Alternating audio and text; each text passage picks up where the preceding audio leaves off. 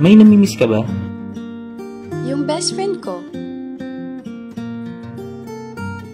Yung mga kulitan namin. Yung mga tawanan. Yung mga kantahan. Yung mga iyakan.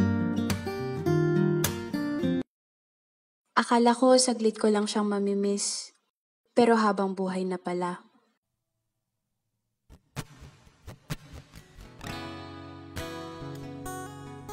Yung presence niya,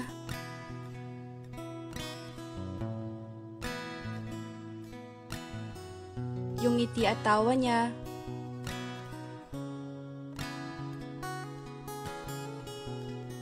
yung boses niya,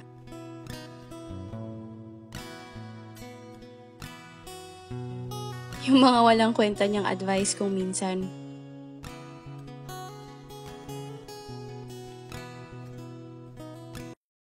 Sayang dahil hindi ko na magagawa lahat ng to.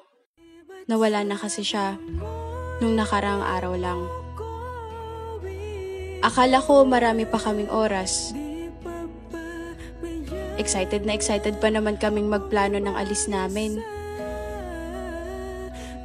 Pero ngayon, naging plano na lang ang lahat.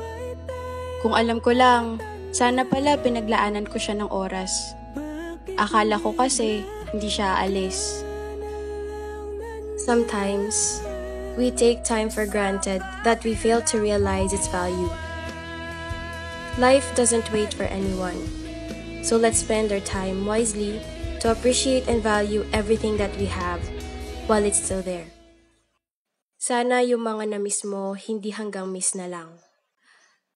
To all our departed loved ones, you will always be in our hearts forever.